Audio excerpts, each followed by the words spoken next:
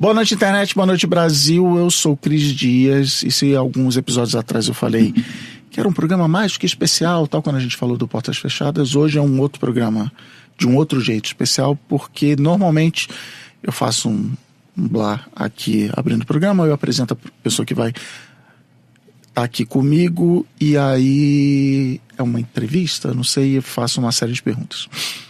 Hoje não, hoje eu estou aqui com Túlio Custódio, que é sócio da Inexplorato e sociólogo. Boa noite, Túlio, tudo bem? Boa noite, internet, boa noite, Brasil. Eu sou Túlio Custódio e estou felizíssimo de estar aqui. Olha aí, muito bem.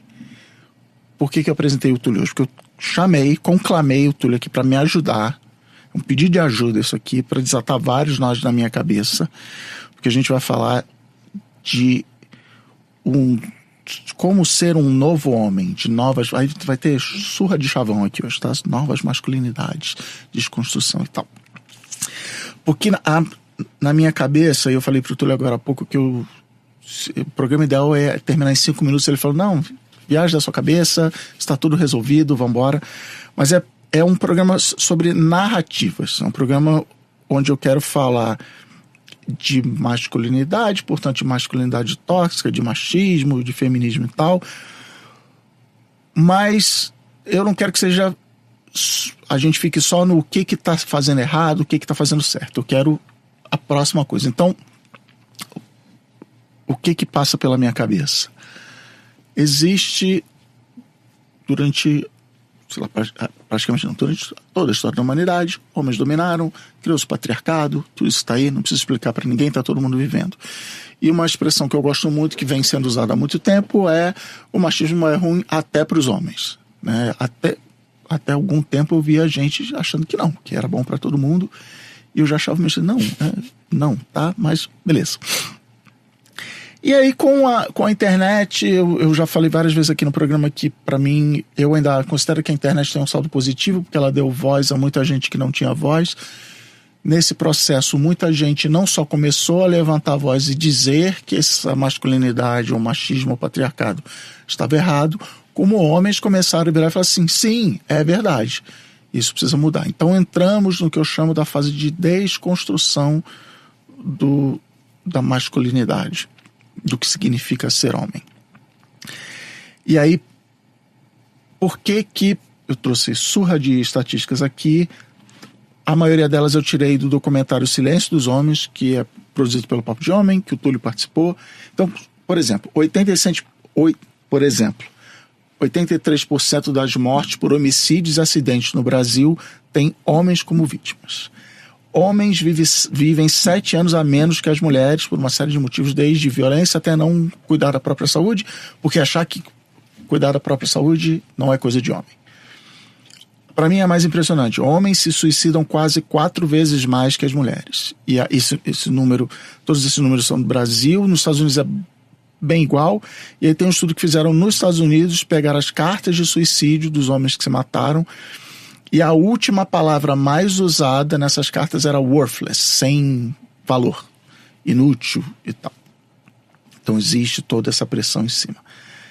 E aí tem dependência alcoólica, tem várias outras coisas, estatísticas que estão lá. E aí beleza, então alguém, todo mundo virou e falou assim, isso aqui está errado, precisamos mudar. E começou esse movimento de desconstrução da masculinidade. Em 2019 eu entrevistei o Pedro de Figueiredo do Memo aqui, a gente falou disso, eu participei do Memo, concordo com tudo isso que é dito.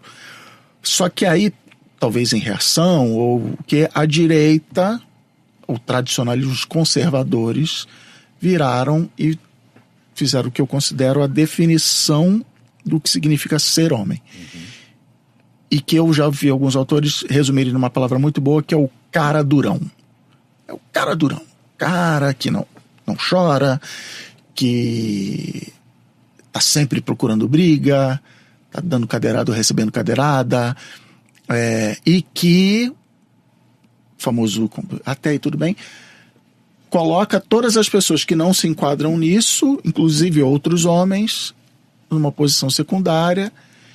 E de que aí a gente, enquanto tá gravando isso, semana passada rolou o papo, Deus me livre, mulher CEO. Não, mulher não é para ser CEO. Mulher tem uma energia feminina e ela deve ficar em casa cuidando da família, florescendo a família, e deixa para os homens serem CEOs, porque os homens têm agressividade, tem não sei o que lá. E o que eu vejo acontecer na prática é um monte de gente perdido nesse meio do caminho, que não necessariamente concorda com a visão dos conservadores, mas olha para o que é oferecido na desconstrução e fala, sei lá, não gosto, não concordo, não sei o quê, e aí usa a expressão perdido, principalmente os adolescentes.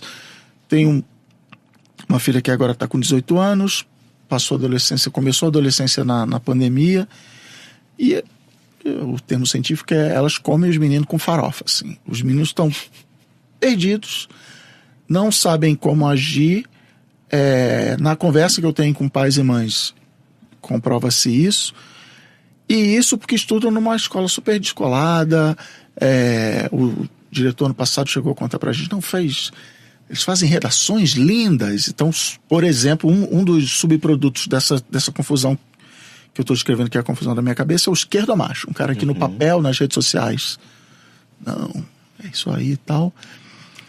Então, o que eu vim aqui depois desse longo discurso aqui, muito obrigado, Túlio, obrigado, pode ir embora, eu só queria que você me ouvisse. O que a gente faz de agora em diante? Então, beleza, a gente construímos, entendemos. Eu mesmo, assim, por um lado, me considero um cara minimamente desconstruído, por outro lado, faço machismos todo dia e tal. Tô acima da média, mas longe do ideal para fazer. Mas o que a gente faz a partir de agora? Então, beleza, desconstruímos ou não, aprendemos coisas que nunca tinham sido ditas porque ninguém parava para conversar. O que a gente faz agora? E aí, acho que a primeira pergunta para eu fazer para você, Túlio, já que eu falei que vai ter surra de chavões e buzzwords aqui, masculinidades possíveis, você que estuda isso, que é o objeto do teu trabalho, da tua pesquisa e tal, o que você tem encontrado por aí, fora da bolha onde eu habito, onde eu vivo? Quais são as outras masculinidades possíveis? Aí no fim do programa eu vou escolher uma para... Não, brincadeira. O que você tem visto por aí? O catálogo, né? É o catálogo de cosméticos de masculinidades, né? Qual só gostaria hoje? Maravilha, Cris. Ou pode ser restaurante aquilo, só pode botar um pouquinho de arroz, macarrão. Põe no menu, né? O buffet. Aliás, isso dá uma analogia interessante. Depois eu vou trazer ela pro jogo. Eu uso a analogia de restaurante que é para religião no Brasil. Religião no Brasil é um restaurante aquilo. Mas enfim, próximo programa a gente fala. Não, ela é muito boa para falar de coisas, enfim, mas depois eu trago ela de novo. Boa. Mas tem uma frase que é atribuída ao Gramsci que eu gosto bastante, eu acho que ela é boa para essa conversa, que é: o velho ainda não morreu e o novo ainda não nasceu. Ou seja, nós estamos vivendo um processo de transição, idealmente de transição, que alguns elementos que a gente considera antiquados, que não fazem mais sentido, estão aí, estão circulando. Ou seja, não morreram. E novos elementos, ou aquilo que nós poderíamos considerar o interessante novo, não está ainda dado, não está ainda processado. Eu acho que a discussão de masculinidade está muito nesse lugar. Por quê? O modelo original, e quando eu falo original, eu falo que é o hegemônico, né? Tem um nome feio para isso, que é a masculinidade hegemônica patriarcal. Ele continua vigente, ele continua organizando e ele continua dando sentido para muitas visões, perspectivas e expectativas que nós, homens e mulheres, temos dentro da sociedade. Não é à toa que quando a gente vê setores mais lá à direita, por exemplo, né, ou visto até como reacionários, resgatando esse homem, trazendo, né, homem de alto valor, fazendo essas falas, né, que soam um absurdo, mas na verdade elas contém sentido, porque elas carregam parte do que esse projeto ainda ainda organiza, ainda dá sentido. E, eticamente, depois eu vou até falar um pouco mais sobre isso, em termos morais, ainda está na nossa cabeça, ainda está nos nossos corações, ainda de alguma forma está ali, não sumiu totalmente. Por outro lado, quando se fala em novas masculinidades, e na verdade, quando se fala em desconstrução, na verdade a gente não desconstruiu nada. E é bom que seja assim. Porque o ponto e o desafio, na minha perspectiva, não é a desconstrução. Mas é o que eu gosto muito de um termo que a Bell Hooks usa, que é o desbotar. Por que eu gosto dele? Porque quando você desbota uma coisa, você consegue ver o que está por trás daquelas camadas de tinta, de pintura, de perfumaria, aquilo que parecia que era, mas na verdade não é. A Bell Hooks usa esse termo porque quando ela vai falar de masculinidades, ela vai falar assim, olha, existem outras masculinidades em jogo, mas de alguma maneira a gente não as enxerga, porque nós estamos muito focados nesse projeto original, hegemônico, né? Ou seja, todos os nossos elementos, tanto de afirmação quanto de negação, ainda estão muito voltados para essa masculinidade hegemônica patriarcal, né? Então, a gente não consegue enxergar, a gente não consegue perceber, a gente não consegue sentir quais são outros elementos ou outras perspectivas de masculinidades que já existem em sociedades, em comunidades, em bairros, em ruas, numa escola ali, numa associação de bairro ali, etc. Não, e você falou essa percepção de homens e mulheres, até, por exemplo, no trabalho se cobra que as mulheres... Não, você pode ser CEO, mas você vai ter que agir como essa imagem que se tem de como deve ser um CEO, que, olha, coincidência, é de um homem durão, não sei o quê, como é que é, pau na mesa, e não sei o quê. Não pode ser, seja lá qualquer outro jeito, por ser uma mulher. Então, é isso. Espera-se que, não, legal, mulheres precisam ocupar os mesmos espaços que os homens, desde que... Então, beleza. E você falou como é que é? O velho ainda não morreu? O velho ainda não morreu e o novo ainda está para nascer. A minha preferida, que é a outra versão disso, do Annie Flaiano, vivemos em uma fase de transição como sempre. A gente tá... É isso. Nossa, não, relaxa, a gente tá numa fase de transição. Até a próxima fase de transição. Então, beleza. Mas você, ao desbotar, então, o que é... eu tô muito nisso de assim, cara, é a única coisa que tem, que eu vejo na hora de desbotar, o que se enxerga por trás? Ótimo. Na hora de desbotar, a gente enxerga que existe, por exemplo, outros padrões de relação, e isso historicamente dados, por exemplo, em comunidades onde os homens assumem um papel mais caloroso, mais amoroso, mais próximo às suas famílias, onde mulheres assumem também lugares de organização, de controle, de planejamento. O ponto, e aí vou fazer uma paráfrase do Max Weber. Max Weber, jovens, é um sociólogo muito importante, né? Um dos pais da sociologia. Ele fala a seguinte frase, né? O Estado tem o monopólio legítimo da violência. Eu vou mudar essa frase para: o projeto de masculinidade hegemônica tem a propriedade legítima da violência, né? Então, o homem, essa ideia do homem, sempre vai estar carregada desse poder de exercício. E aí, dentro desse projeto, para a mulher performar esse lugar de poder, ela teria que, né, na frase do desinfeliz lá, ela teria que performar esse lugar de poder. Não é à toa que a gente vê tantas expressões que denotam poder, autoridade, que tem vínculo com questões masculinas. Pôr o pau na mesa, o pica das galáxias, né? São todas expressões que de alguma forma colocam o homem como imagem, como objeto máximo nesse centro de poder, né? Uma das formas da gente desbotar e enxergar novas masculinidades é começar, ou a possibilidade de enxergar homens que estejam exercendo os seus lugares, as suas vidas e as suas posições, e que não estejam baseadas tão somente na noção de violência, na noção de poder. Isso já é um primeiro passo. E aí não é uma coisa grande, não é uma coisa... uma sociedade XYZ na Polinésia. Não, são relações do bairro.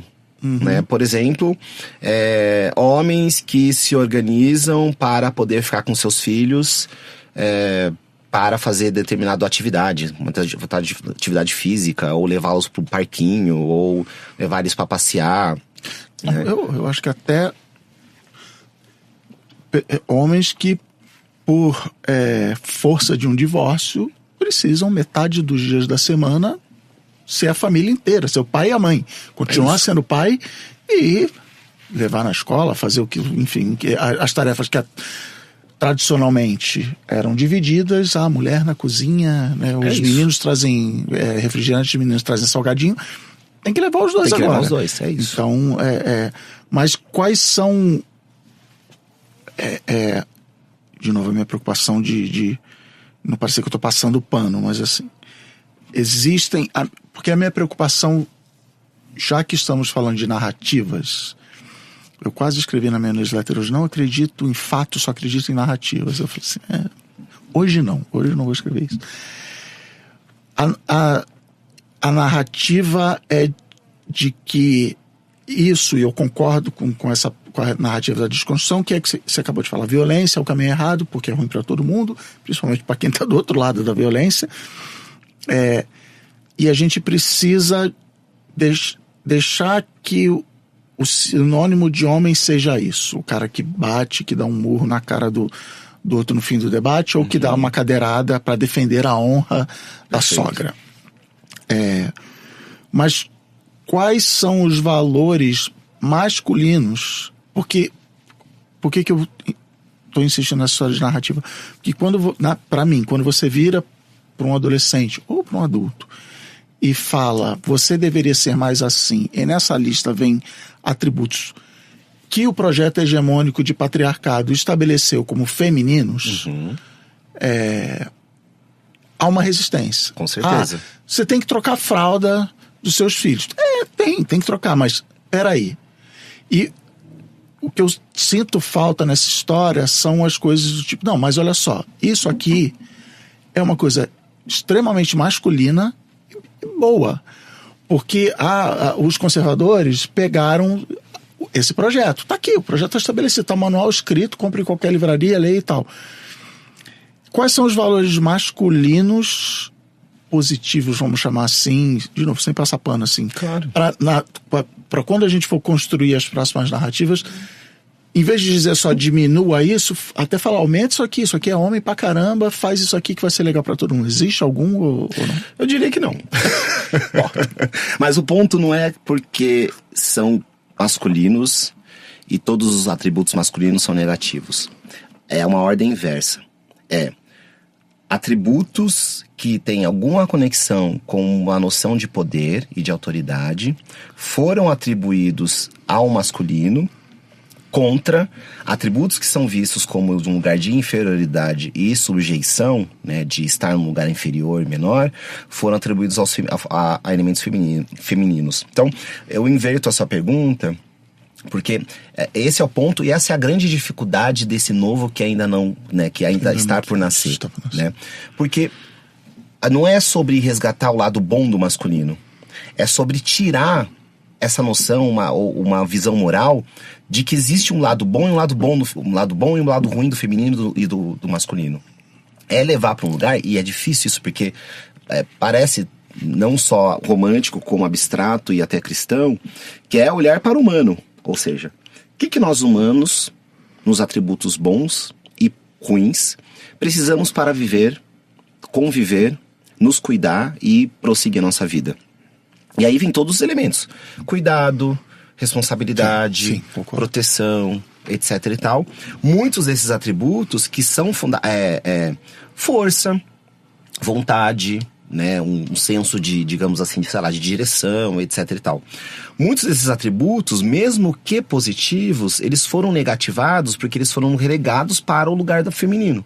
Enquanto que outros desses atributos bons, no sentido que é bom para a humanidade, como força é uma coisa positiva, né? Força, vontade, etc e tal, foram relegados para o masculino. Então, é menos sobre buscar o que é bom no masculino e mais de dizer, olha, vamos tirar o masculino e o feminino de cena e vamos tentar compor o que faz sentido para nós, humanidade, convivermos, vivemos e reproduzirmos e nos cuidarmos da melhor maneira possível. E aí, é essa lista das coisas boas que a gente traz pro jogo, né? Que dá pra botar força, dá pra colocar cuidado. Agressividade já não, porque o que significa agressividade num contexto de uma convivência? Cuidado sim, atenção, sensibilidade, enfim, uma série de elementos que possibilitam que a gente tenha uma vida em convivência coletiva, em comunidade, que faz mais sentido para nós, né, para viver bem, e que não é mais masculino e feminino. É basicamente aquilo que nós humanos precisamos para viver uma vida digna e enfim.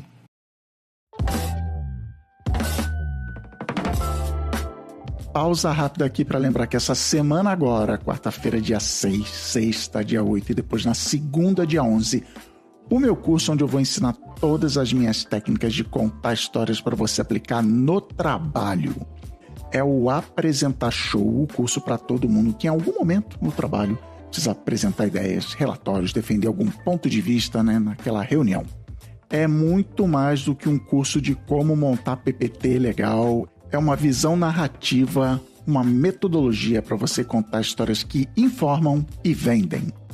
A gente vai falar de construção de história, de design para quem não é designer e como chegar lá na hora e apresentar ao vivo ou presencial. Se você algum dia já abriu o PowerPoint, viu aquele slide em branco e pensou, o que eu faço agora? Bom, esse curso é para você.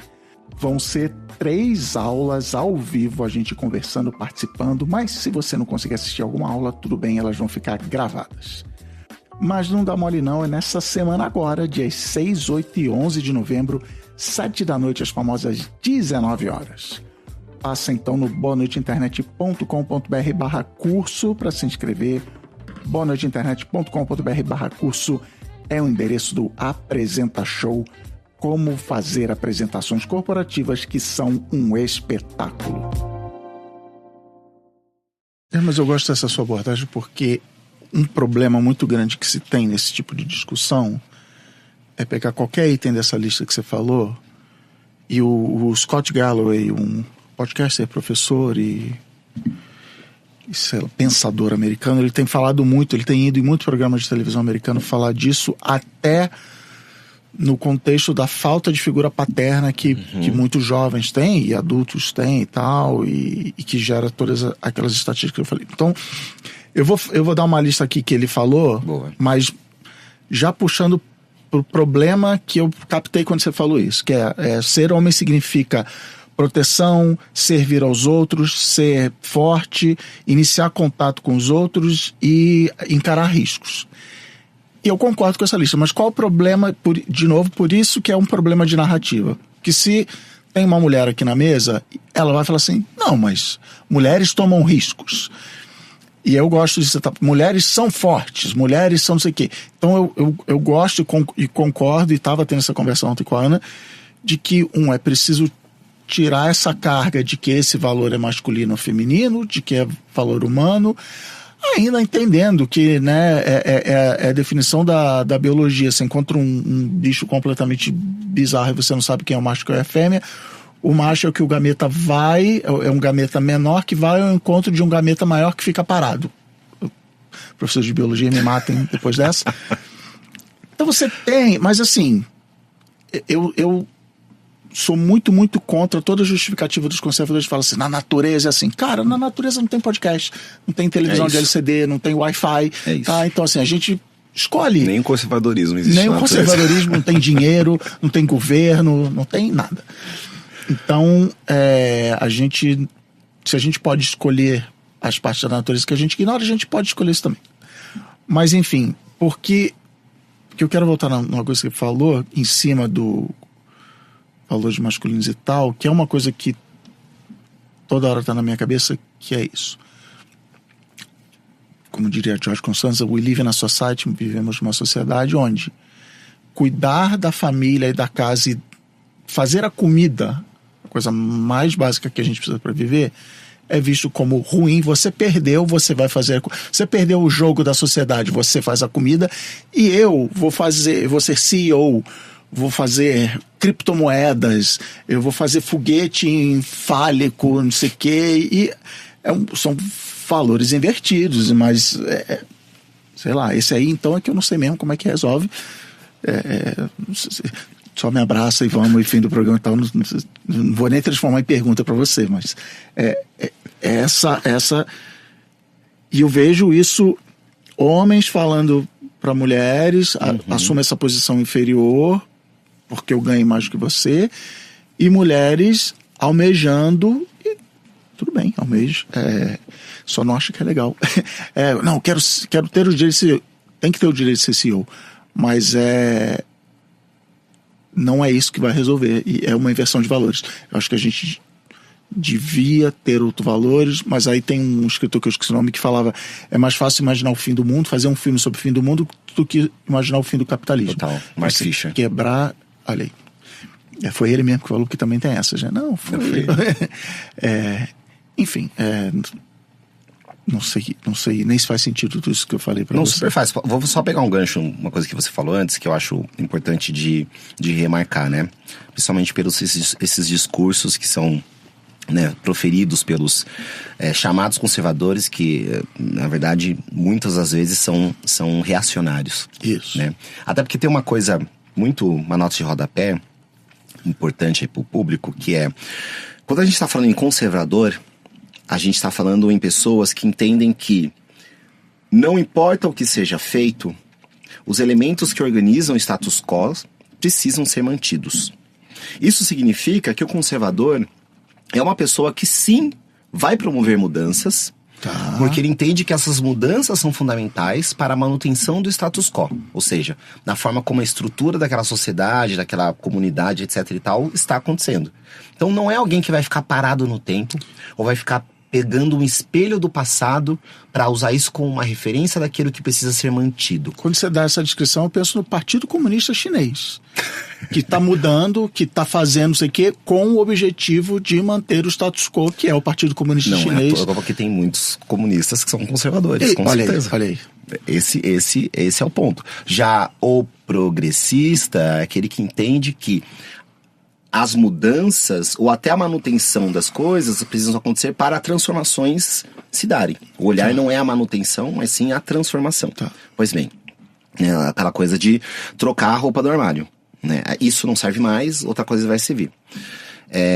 Por que eu tô falando isso? É que uma das coisas que o discurso do reacionário, que é aquele que está pautado no passado, né? Ou seja, o vislumbre dele, o caminho dele é para trás,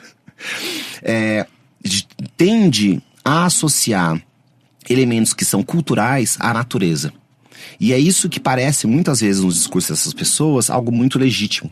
Sim. Porque ele pega um negócio que está no plano da cultura e vai dizer que isso é natural. Por isso diz, na natureza, não sei o quê, né? O homem é homem, mulher... Lembro um desses políticos desinfelizes, eu lembro de falando, sou contra relações homossexuais porque a galinha não se reproduz pela cloaca. Né? É o nível de cognição, assim... que não, e logo eu acho louco, eu só acho engraçado que, assim, vai pegar uma ave, né? Não é nem assim, porque os gorilas... Não, é assim, porque o protozoário, assim, vai achar alguém para dar exemplo e dizer que é natural. E o Yuval Harari fala isso, se existe é natural. Se existe e não foi feito numa fábrica, se tem carne, osso, sangue e tal, é natural. Então, não, a natureza, vai lá, se foi na natureza, foi investigar, enfim. Não, é totalmente fora da... Só que, ao mesmo tempo, por ele fazer essa operação de biologizar uma coisa que é cultural, muitas vezes, numa camada mais superficial, parece que aquilo faz sentido. Sim. Parece que aquilo não é realmente... é isso. Né? Claro, Uma série de falsas conexões. Você fala, nossa, o leão pois é, come carne, então eu tenho que... Cara, tem uns negócios que eu... Se você é vegetariano, você não é homem, porque o leão come...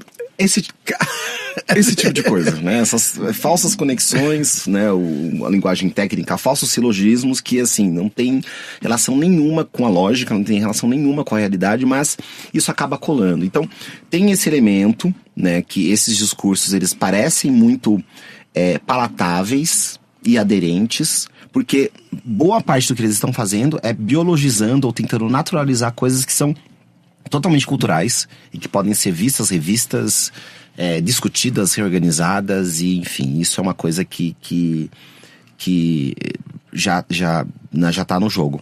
Mas, ao mesmo tempo, tem um outro lado do novo que ainda está por nascer, que boa parte dos processos do que chamou desconstrução, isso tem mais ou menos uns 10 anos, quando isso começa a ganhar tração, 2014, 2015, isso começa a ganhar tração como discurso público, muito do que tem acontecido é colar a ideia de masculinidades, no plural, com a noção do tóxico.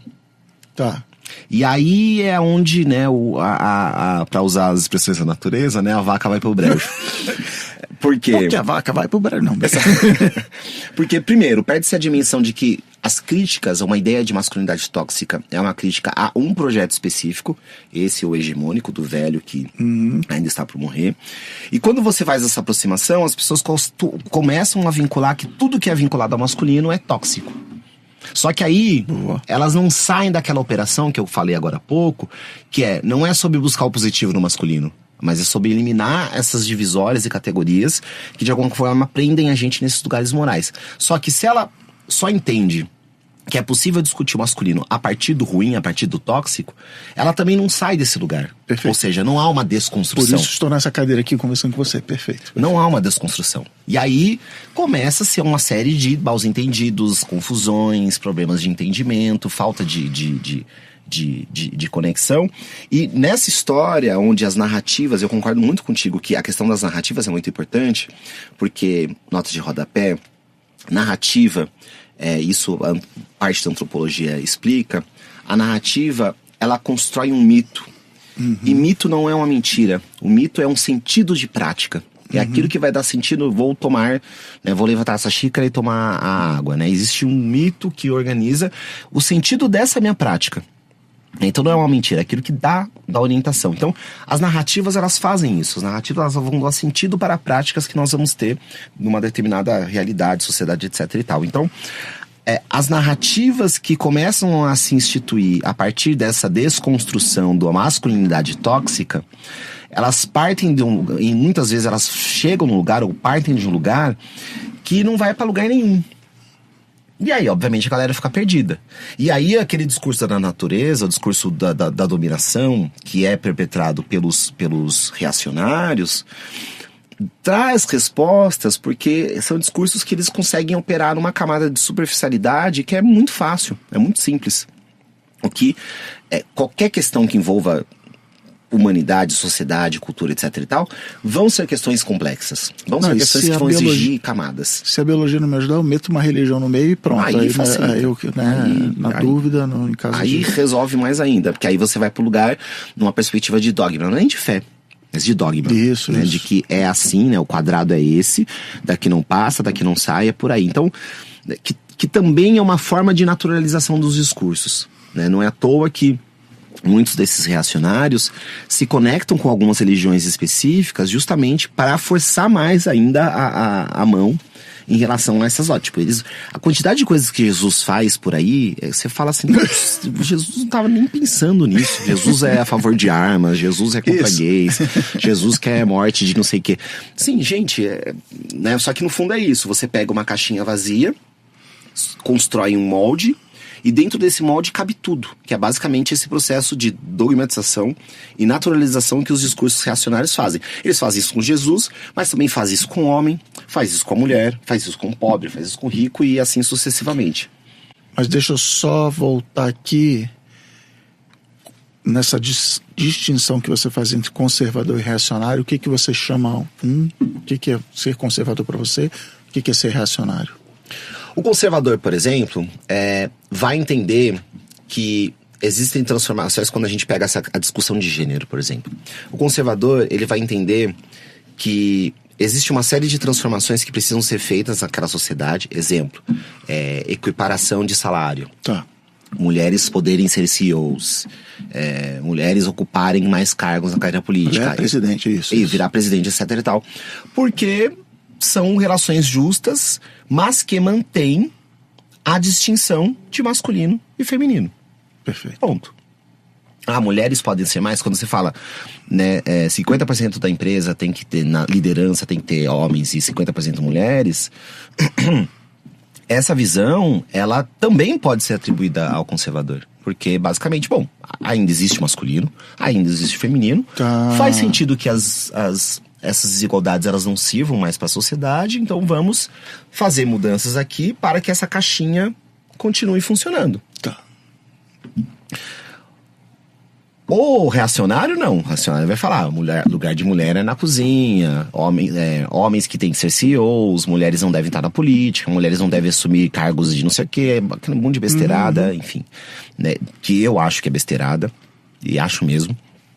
Estamos aqui para chamar de besteirada. É, besteirada, né? Que é vigente, é uma visão muito lá de trás, de uma construção cultural desse projeto e que eles vão tentando manter, porque o horizonte deles é para trás.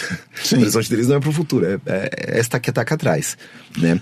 Já uma visão mais progressista, e até em alguns sentidos poderia ser visto como mais radical, de ir na raiz do problema, entende que não é só sobre essa equiparação de gêneros que a gente tinha que caminhar, mas a gente tinha que caminhar para a dissolução ou desbotamento dos gêneros, para onde não faça mais sentido, né? Também já que isso aí a gente aí são projetos que vão mas isso vai, que vão se conectando, mas exatamente que a ideia é que não estar numa posição não seja demarcado por uma posição de gênero. E aí, claro, um projeto mais radical ele vai envolver outras coisas que não só a discussão de gênero, por exemplo, a discussão de capitalismo, por exemplo, a discussão de raça e por aí vai. Mas eu tô voltando a esse ponto aqui da questão do conservador, que é muitas vezes, aquilo que a gente chama de centro, até centro-esquerda, etc e tal, não significa que não sejam pessoas que tenham posições conservadoras. Né? Só que o conservadorismo, na sua essência da ciência política, ele pressupõe algumas mudanças, algumas coisas que vão sendo reagimentadas para a manutenção dessa caixa, para essa manutenção daquilo que se entende como uma base, como uma estrutura. E aí, no caso dessa nossa conversa, é a manutenção do masculino e do feminino, né? Uma visão mais arrojada para frentex, progressista, ela vai olhar, de fato, a dissolução disso, né? É muito difícil falar disso hoje, porque muito daquilo que na sociedade pessoas incríveis que estão no ambiente do progressismo, pelo nível de discussões e pelo nível da superficialidade das discussões, elas precisam assumir posições conservadoras. Para minimamente deixar claro que elas não estão querendo desmantelar acabar tudo. Com o CEO, que nem eu acabei de fazer. Ou como o setor reacionário fala, é acabar com a família. Isso. Né? Que é outra coisa que os Red Pills, nem vou chamar de reacionário, nem conservador, nem nada, os calvos do Campari, os Red Pilados que vivem de vender produtos, enfim, é isso. As mulheres querem te castrar, ela quer fazer isso. Mas isso que você falou de manter a caixinha no lugar, me lembra uma coisa que acontece muito, uma frase que é dito muito, inclusive por pessoas progressistas, que é, mas logo na minha vez, porque é isso, né? Agora, todas as gerações para trás, nenhum homem teve que trocar a fralda. Agora, na minha vez, eu vou ter que trocar a fralda. Na minha vez, mulher vai ganhar menos, sei lá, 50%. Antes eu tinha direito, concorrer 100% das vagas de CEO. Agora eu só tenho metade, ou eu só tenho, na verdade, 25%, porque se você botar o corte racial também, eu só tenho 25%. Pô, não, na minha vez, espera mais um pouquinho. De novo, ponto de interrogação no final. Tô só desabafando com você e você diz que vai ficar tudo bem, pega na minha mão. Não, mas acho que esse é um bom exemplo, porque esse é um sentimento conservador que pode descambar pro reacionarismo, que é de alguém chegar e falar assim, opa, mas espera aí, tô perdendo aqui espaço, né? Que espaço é esse? Né? Ou seja, por que nós estamos numa dinâmica de sociedade que tanto esses lugares de posição, de liderança, de poder, que seja, etc., são espaços que são vistos como espaços restritos, que são espaços que são vistos como nem todo mundo pode chegar lá. A própria concepção desse espaço já está pautada numa lógica, num projeto de poder. Esse é um dos pontos que eu acho, inclusive, da discussão de masculinidade hegemônica, né, desse projeto, que é fundamental. O projeto de masculinidade hegemônica, ele é um projeto feito para uma pessoa só. Ou seja, não é para todos os homens. É uma lógica da epopeia de Gilgamesh, de que um vai assumir aquela posição e todos os outros vão perecer no caminho. Não é à toa que as dinâmicas de exercício de poder da masculinidade hegemônica é tanto o controle quanto a rivalidade. Porque são dinâmicas que vão manter as relações sempre conflituosas para que no final, tenha conseguido matar todo mundo e ele sozinho vai assumir esse lugar.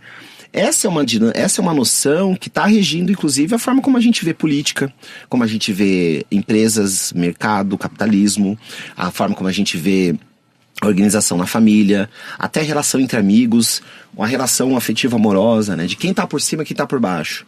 Quem que vai dar as cartas e quem que vai responder, quem que vai ser o subalternizado. E aí, eu volto a dizer, né?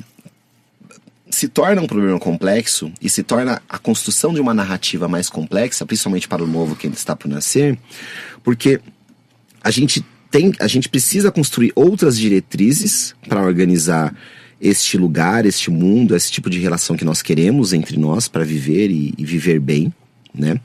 Mas a nossa linguagem ainda é uma linguagem muito pautada eticamente por 3 princípios que organizam o velho, que ainda está por morrer.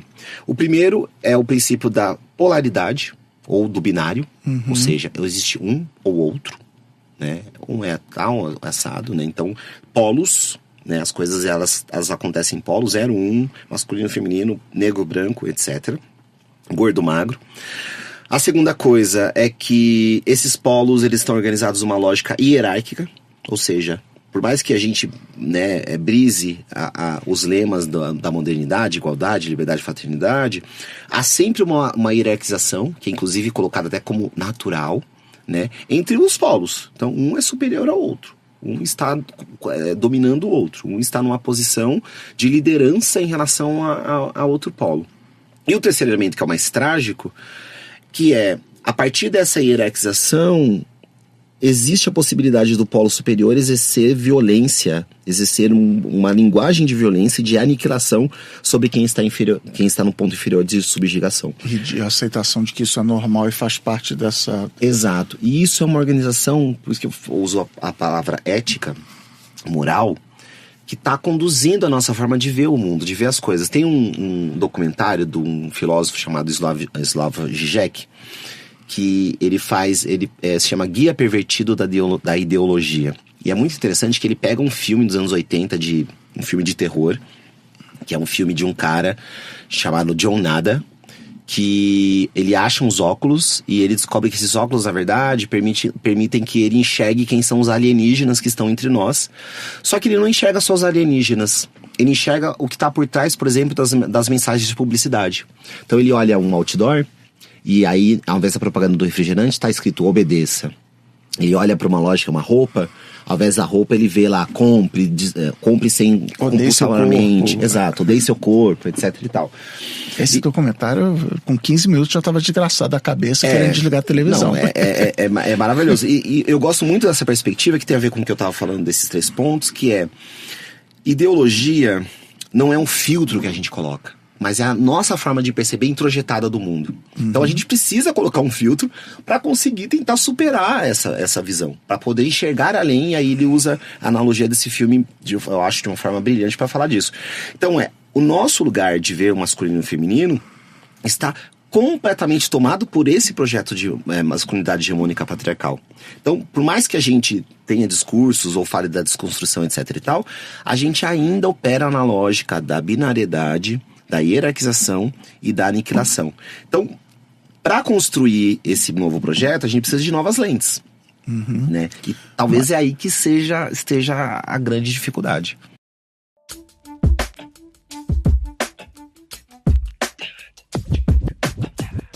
O Boa Noite Internet, eu vou te contar, em 2024 virou um conglomerado de mídia, hein? Porque além do podcast, da newsletter, do curso Apresentar Show, também tem o Clube de Cultura. Pois é. No Clube de Cultura do Boa Noite Internet, a gente acompanha junto a alguma obra cultural, pode ser livro, filme, série, lendo ou assistindo de galera, em grupo e depois comentando. Funciona assim, a cada rodada, a cada temporada, eu indico que a gente vai acompanhar alguma coisa que seja conectado com o momento que a gente vive e interessante para quem pensa que nem eu e você. Aí a cada semana a gente combina o que vai ler ou assistir e na sexta-feira eu mando por e-mail um resumo do conteúdo misturado com a minha opinião. Ou seja, quem quiser ler junto, lê. Quem quiser só acompanhar os resumos e discussões pode participar sim, o importante é ser feliz.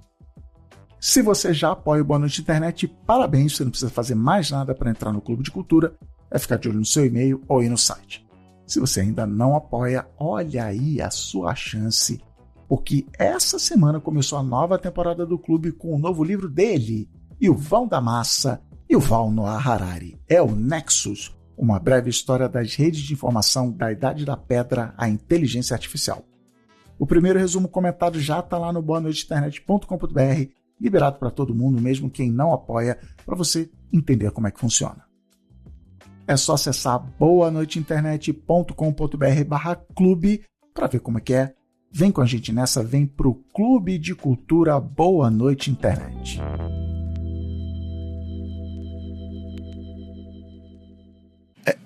Porque aí me faz lembrar de um Boa Noite Internet que eu fiz ano passado, retrasado, que de certa maneira não tinha nada a ver com isso, mas que eu chamei de caixa de ferramentas emocional. Que é, na caixa de ferramenta que eu recebi da minha família, herança, né, de passada de geração em geração, não tinha esses óculos, não tinha isso. Então eu estava brisando ontem que, até em cima de coisas ditas lá no Silêncio dos Homens, que uma frase dita por sei lá, talvez todo mundo um dia foi: eu não quero ser que nem meu pai, eu não quero ser que nem minha mãe. E a gente vira exatamente isso. E algumas percebem, outras não. Tipo, sei lá, tava lendo um exemplo outro dia, até acho que era de personagem de ficção, ou não, enfim. De que, o cara teve um pai ausente, então quando ele descobriu que ia ser pai, ele fugiu. E ele passou a vida inteira, não, meu pai, eu sofri muito por causa do meu pai, mas é isso, ele abriu a caixa de ferramenta dele porque quando você conta desses 3 pontos, é assim, eu não vou conseguir imaginar 3 pontos ou 4, 20 diferentes, eu vou imaginar uma reorganização, para quem tá vendo em vídeo, das mãozinhas que você fez para cima e para baixo, interagindo uma com a outra, porque o jogo de tabuleiro, do meu ponto de vista, só tem essas peças aqui. Então, por isso a minha provocação, a minha canalice não tinha nem que ter CEO para início de conversa. É isso, mas, cara, putz, se já é difícil mudar esse polo, por mais errado que seja, não ter CEO, caramba, tal, enfim, e o que reforça ainda mais isso que eu falei, que nos trouxe até aqui, do que, mas logo na minha vez, deixa eu comutar só mais 15 aninhos, e aí beleza e tal. Então, mas é bom você ter falado que como que você tem também essa dúvida, como que a gente resolve essa caixa de ferramenta, porque eu acho que a solução está nas narrativas mitológicas e ficcionais, está na fantasia, nas histórias, nos livros, nas séries, nos filmes, games, etc. Só que hoje eu ainda vejo uma dificuldade, talvez por força de mercado, ou só porque estamos numa fase de transição como sempre, ainda precisa ser inventado, mas eu fiquei pensando em modelos de conduta positivos do que eu acho, e eu já vou trazer eles aqui até para você discordar de mim, que nem você fez da outra vez. Mas, por exemplo, eu vejo que primeira coisa que eu vejo a gente foi umas semanas atrás ver o Deadpool e Wolverine, que é o filme mais Marvel que existe. Inclusive ele é o primeiro grande sucesso de bilheteria da Marvel, que é censura, sei lá, 16 anos, a versão americana disso, censura R. E tem uma hora que o Deadpool olha pra câmera e fala: ok, eu sei que vocês vieram aqui pra ver a gente brigar, eu vou brigar com o Wolverine. É uma briga completamente aleatória, mas que é a narrativa de super-herói desde que eu sou moleque, que é: a gente resolve nossos problemas na porrada, nem que seja pra gente ficar muito cansado, cada um cai pra um lado. Normalmente quando Thor e Hulk se enfrentam, não tem um vencedor, e aí, exaustos, eles entendem que eles precisam se unir. Aí, não, beleza, isso tem que acabar. Aí você pega filmes como Mulher Maravilha. Eu até anotei que o Steve Trevor é o namorado da Mulher Maravilha.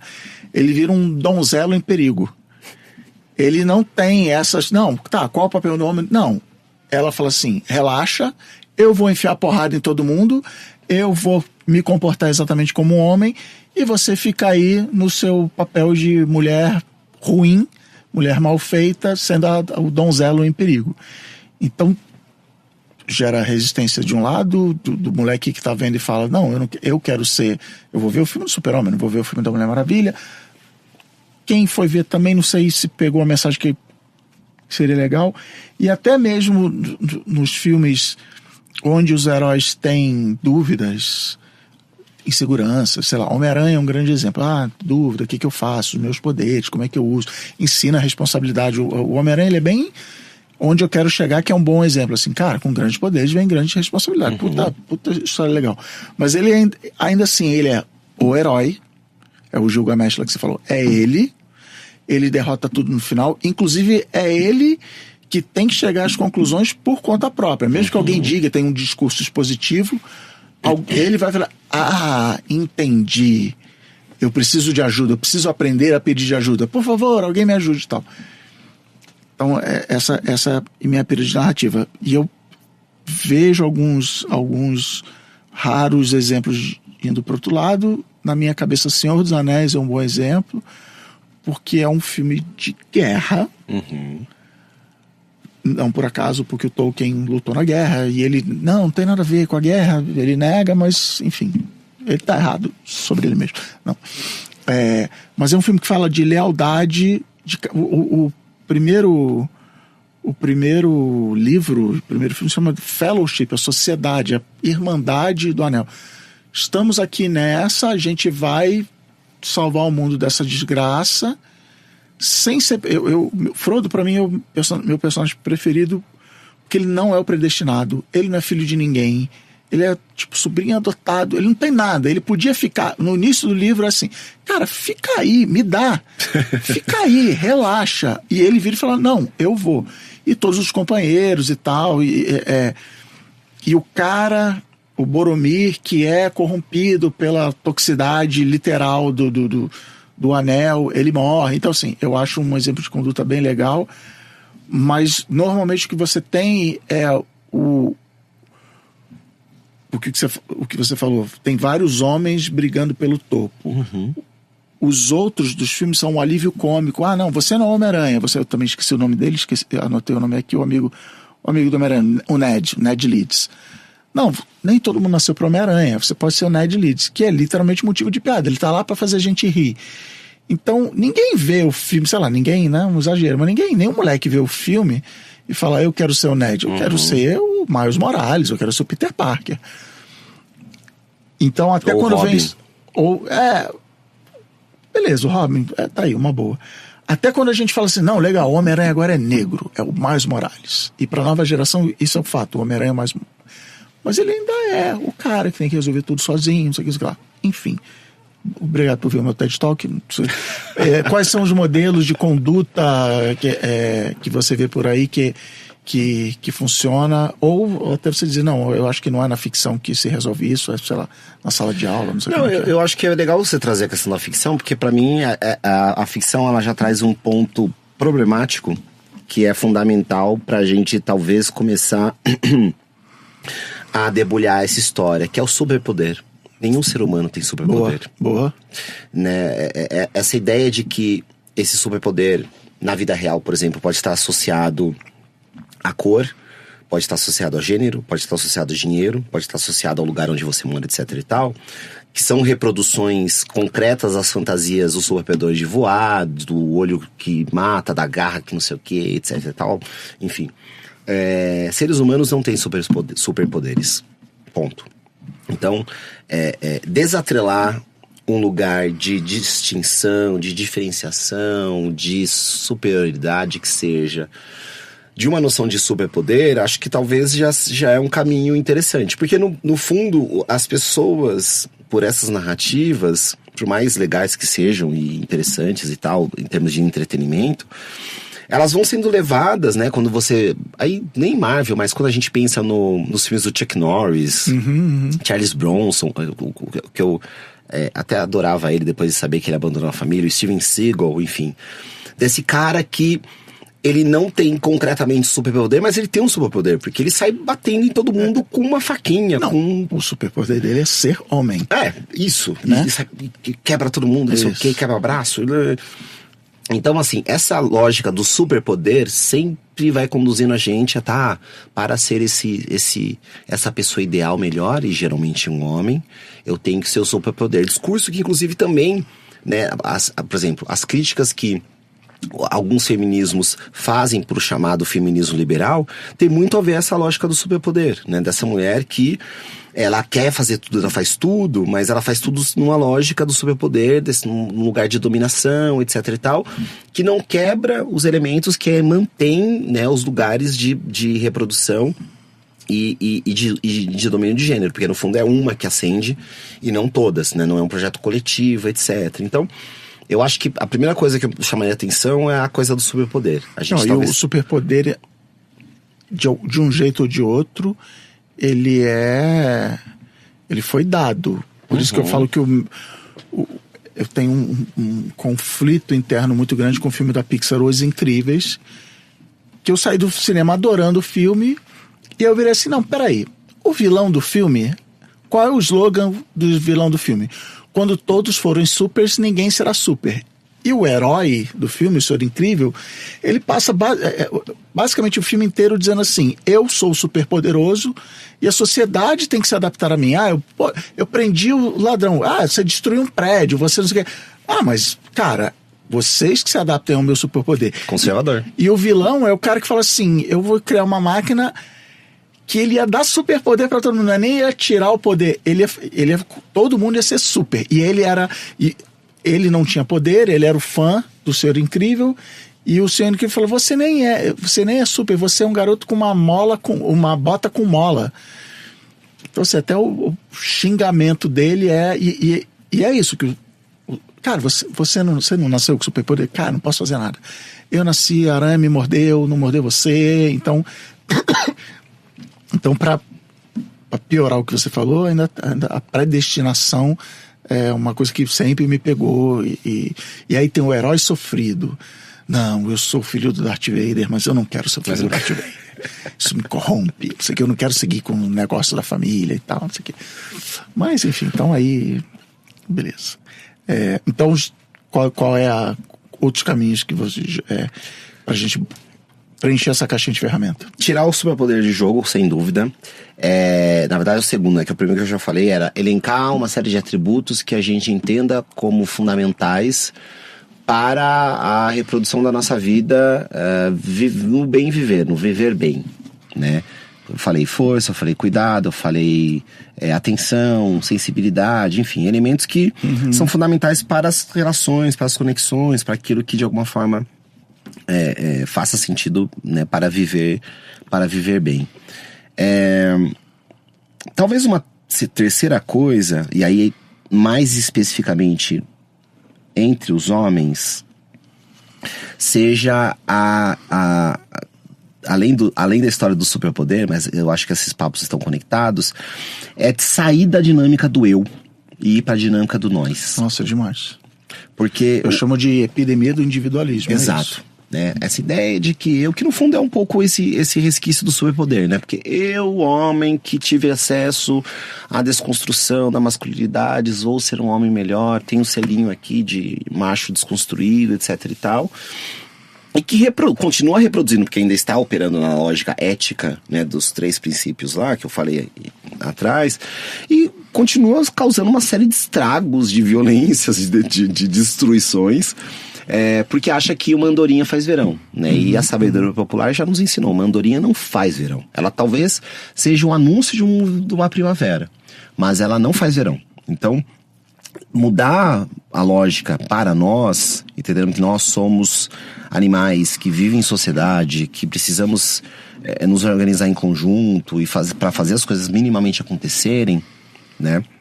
Não é à toa que a gente vota, não é à toa que a gente faz mutirão, não é à toa que a gente faz festa. O coletivo faz, o coletivo resolve, enfim. Então, mudar a lógica para nós, talvez também é um caminho, né, para possíveis... a palavra solução para mim é muito difícil como sociólogo. Caminhos. Mas de caminhos para esse novo que está por nascer, né? E tem um quarto, que na verdade para mim é o ponto zero, que é tudo que a gente falou no começo da conversa, né? A gente precisa identificar quais são os padrões, ou qual é essa lente, na verdade não é uma lente, né? Mas a visão, a ideologia que está por trás do que a gente está fazendo, né? É essa discussão que como é a minha discussão em masculinidades, né? Quando eu começo a estudar sobre masculinidades e falar sobre isso, escrever sobre isso, eu começo a fazer isso menos interessado na discussão comportamental de masculinidades, ou seja, o homem quer chorar, o homem quer ser sensível, o homem quer usar rosa, etc e tal, e mais interessado em quais são os pressupostos éticos que organizam essa forma de por que o homem tem que usar escuro, por que o homem tem que ser forte, por que o homem tem que ser agressivo, etc e tal. Porque se não mexer nessa caixinha, dificilmente a gente vai se localizar de onde nós estamos partindo, né?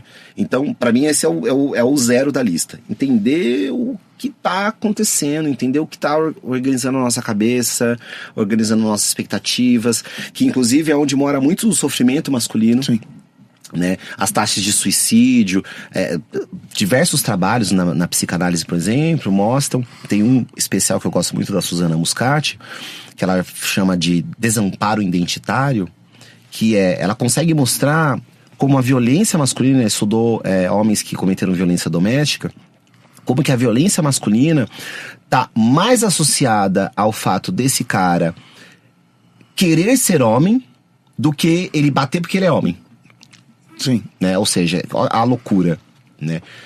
É um desamparo de uma identidade que ele não consegue assumir, ele não consegue exercer. Tá provando, quer ver como eu sou homem? Como eu sou homem? Olha só como eu faço parte disso. E a gente vê isso em várias dinâmicas, né? O próprio discurso empreendedorista aí do cadeirado é um exemplo disso, né? De você...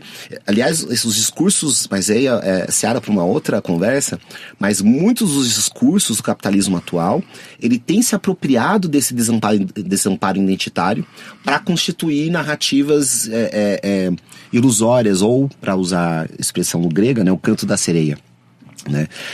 Então... Eu concordo muito. De novo, eu criei um personagem na minha cabeça que é o adolescente perdido, acabou de sair da infância, está tentando se achar no mundo. E você tem, de um lado, você tem várias narrativas, mas a narrativa forte de um lado é a masculinidade, uma coisa tóxica, que nem você falou. Abandone isso, porque você é errado, você faz parte de um grupo de pessoas que causa sofrimento ao mundo. É quase um pecado original, assim. E o outro lado dizendo, com Campares e pílulas vermelhas, diz assim: não, você não sofre. Se você sofre, você não pode ser o vilão, você é a vítima. Então se volte contra aquele outro lado, que ele quer te castrar, ele quer te subjugar, ele quer não sei o que, ele quer te botar na posição inferior, e você tá sofrendo. E é isso, o moleque, sei lá, levou um fora, de novo, não tô dizendo que é justificado, tá passando pano. Levou um fora, ou não soube chegar na menina e a menina não chegou nele, não sei o que, ele sentiu um sofrimento, porque ser adolescente é sofrer. É maravilhoso. E eu sinto dor. Então eu sou a vítima. E é muito mais complicado do que isso. Enfim. Então eu concordo. Tem uma coisa interessante que você está falando. Inclusive, essa definição de conservadora, ela é de um cientista político chamado Mark Lilla, um liberal. Que eu tenho alguns problemas com algumas coisas que ele fala, mas eu acho esse entendimento, como ele constrói, interessante.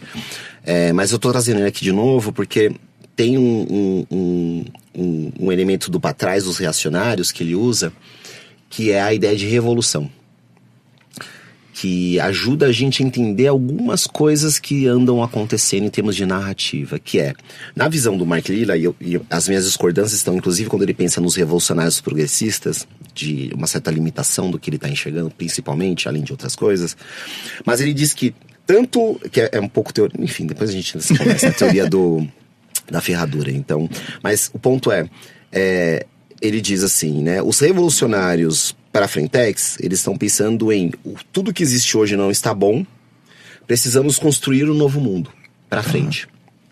O reacionário fala, tudo que hoje estamos não está bom, precisamos voltar para o passado. Só que tanto esse processo como outro, e esse é o problema dessa conexão, dessa convergência, eu acho que é bem limitada, problemática, mas vamos ficar só no reacionário. esse passo para trás, ele não é um passo de andar, ele é quebrar muro. Quebrar tudo que está acontecendo aqui para fazer esse retorno glorioso para o mundo de trás, né? E não é à toa que as narrativas que a extrema-direita brasileira, nos últimos 10 anos pelo menos, tem encampado, são narrativas que têm todo o viés de transformação, rebeldia, revolução, né? O cadeirado está usando essa expressão, né? O que vai ser o dia da votação? Vai ser o dia da Revolução Popular. Né? Algo que qualquer pessoa com o mínimo de conhecimento de ciência política ou da história social da política fala, não, isso vai vir de um revolucionário, de um leninista, por exemplo. Né? Não, veio do cadeirado. Exato.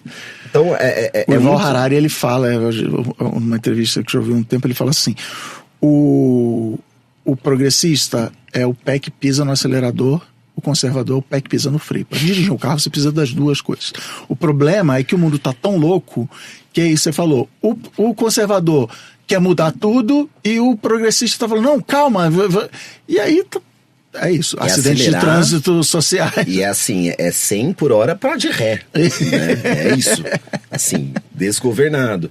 E aí, no meio de tudo isso, é muito interessante quando você olha como esse negócio vai se configurando, porque ao mesmo tempo que se fala, vamos fazer uma revolução, vamos destruir tudo que tá aí, nada que tá aí presta, vamos instituir o Estatuto da Família, vamos proibir cotas, vamos proibir não sei o quê, não vamos discutir sobre gênero nas escolas. Que nem na Flórida, proibido falar gay, que aí vai deixar de existir. É esse tipo de coisa, né? Ou seja, é isso, acelerador pra trás de ré, 100 por hora, desgovernado, enfim, pegando a calçada. Mas é importante ter isso em mente, porque quando a gente fala em reacionário, e aí, de novo, a confusão do reacionário com o conservador. Pensa-se, até porque essas pessoas se autodenominam conservadoras, né? E é todo esse jogo político. E isso é política.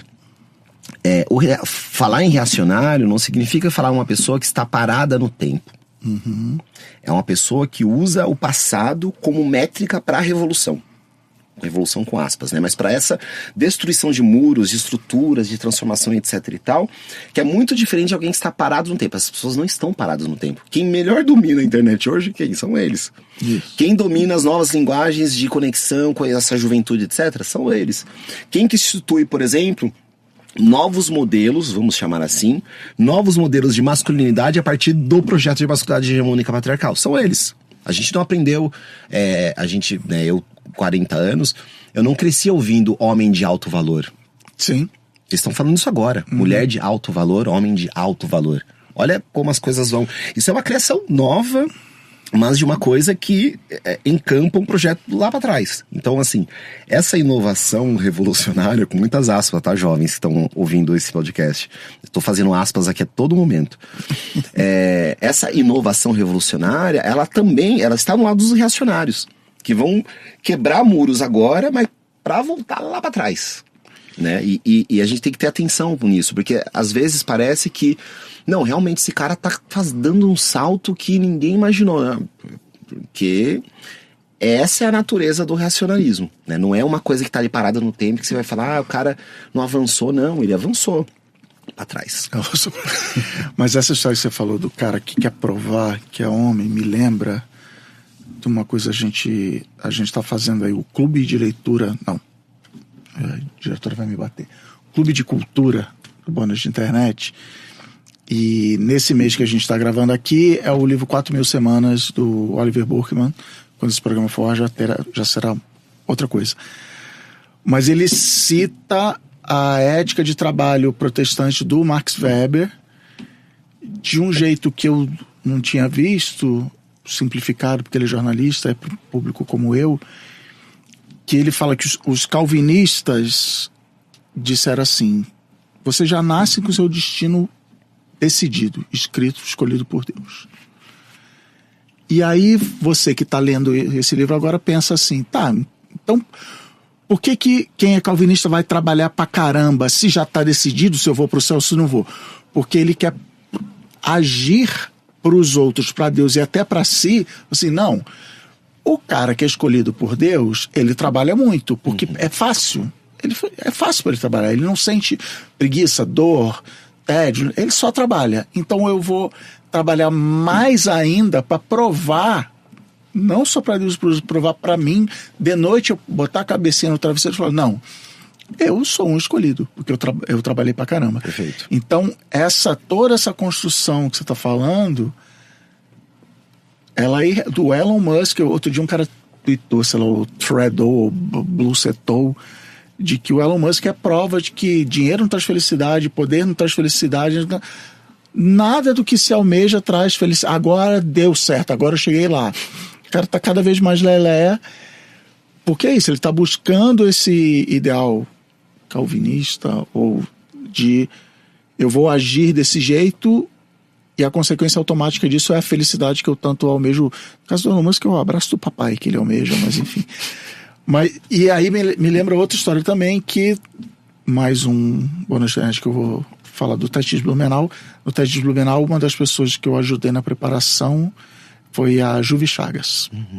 E eu vou deixar o link aí no episódio, que fala de não binariedade, nesse sentido de que é uma chavão, mas se é um chavão porque funciona os 50 tons de cinza, que foi cooptado pelo BDSM. De que assim, tem a mulher que gosta de futebol, mas futebol não é coisa de mulher. Tem o cara que, como você falou, veste rosa, ou que lê mangá. Agora eu tô lendo um mangá que é uma escola de bruxas. E eu tô achando animal, entre outros motivos, que não tem porradaria, não tem não sei o quê. E não é nem uma linha, tridimensional, sei lá, como você ocupa o espaço que você quiser. Ao mesmo tempo a Juvi fala assim que existe o homem, mas aí o homem que veste rosa, portanto agora é menos homem, e existe essa escala que vai descendo, e sei lá, spoiler da mensagem é só ocupa o espaço, acha, porque não existe o homem de verdade, né? Não Perfeito. Existe, como é que é? Você falou o homem o quê?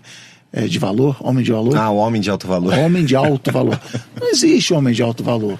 Com certeza. Porque ele é humano, porque ele tem sangue, ele tem, enfim... Que é o homem de alto valor é uma reconfiguração, uma recauchutagem do homem com superpoder. Isso. Né? Assim como é o grande empreendedor, assim como é o grande político, a grande liderança. É sempre essa noção de superpoder, enfim. Muito bem. Antes da despedida, a gente tem o momento Saiba Mais. Já falamos vários aqui. Começar pelo documentário O Silêncio dos Homens. O seu TEDx, que foi no... Foi Caetano... Macedo. Macedo, isso. TEDx Macedo, que não é o melhor TEDx da América Latina, que é sobre Blumenau. Talvez seja o segundo melhor. Mas eu vou botar o link lá. Mas quem quiser se aprofundar, quem quiser entender... Agora tá desgraçado da cabeça que nem eu tô. O que segue daqui consumindo? Eu vou sugerir 2 conteúdos. Um que eu gosto muito e um que eu não gosto tanto, mas eu acho que inclusive pra gente superar as complexidades da vida, a gente precisa consumir coisas que não necessariamente a gente gosta tanto, pra gente pensar sobre elas. Eu essa semana bluecetei o livro novo do Yuval Harari, aí teve alguém comentando, eu achei que ele tinha sido cancelado. Assim, galera, não é assim que funciona. Assim, ele falou um negócio que o David Graeber discordou, escreveu um livro de 1000 páginas. É assim, escreve um livro de 1000 páginas e refuta, tá tudo certo. Isso. Você não vai descartar tudo que o Yuval Harari ou o David Graeber falou, não é torcida, não. Tudo que o David... enfim. Então, o que eu gosto muito, o livro da Bell Hooks, que foi traduzido para o Brasil, chama A Gente é da Hora, que é um livro dela sobre masculinidades. Eu acho que é um livro... a Bell Hooks escrevia de um jeito muito bonito, muito generoso. Então não é um livro que você vai ter dificuldade de ler. Ela vai trazer muito repertório, muitas referências, muitas delas embasadas em filmes, séries, conteúdos pop, porque ela tinha essa generosidade de discutir teoria a partir daquilo que as pessoas veem, que conhecem e tal, né, de um repertório compartilhado. Então vou sugerir esse livro. E uma série que tem seus problemas, mas eu acho que vale a pena ver, que é o... Gente, agora me fugiu o nome, mas é alguma coisa como Macho Alfa, do Netflix, se eu não me engano. Essa é a hora de... que tem duas... Macho Alfa. Macho Alfa. Nosso diretor, nosso ponto eletrônico aqui. Macho Alfa tem 2 temporadas, tem vários problemas naquela história, se eu não me engano é um seriado espanhol, que tenta discutir essas novas masculinidades, mas eu acho que vale a pena assistir, porque é isso, né, de novo, o novo ainda está por nascer. É uma tentativa de fazer uma discussão sobre o novo que está por nascer, ainda muito calcada no velho que ainda não morreu. Uhum. Então, acho que muitas das coisas que a gente conversou aqui hoje, se vocês assistirem essa série com esse tom mais crítico, né, com esse tom de tentar sacar as nuances, os personagens, etc e tal, eu acho que pode ser bom para pensar. E até bom falar assim, essa parte aqui não gostei, estudei. É isso. Ou até, nossa, gostei disso. Por que eu gosto disso? E aí também vai entender, vai investigar, enfim, é isso. Demais. Túlio Custódio, muito obrigado por vir aqui conversar. Já estou mais calmo, meu batimento cardíaco já estou menos enlouquecido, lelé das ideias. Muito obrigado pelo papo aí. Eu que agradeço e fico feliz porque a gente saiu daqui sem nenhuma solução. Não, mas é isso aí, isso é bom na internet. Maravilha. A gente trouxe novas perguntas. Valeu. Obrigado. O Boa Noite Internet é um podcast Ampere. A produção, pesquisa e edição de roteiro são da Ana Maron. A edição de som é da Jéssica Correia. A edição de vídeo é da Clara Ishikawa. E a produção executiva é com o Gui Pinheiro. Até o próximo episódio. Ampere.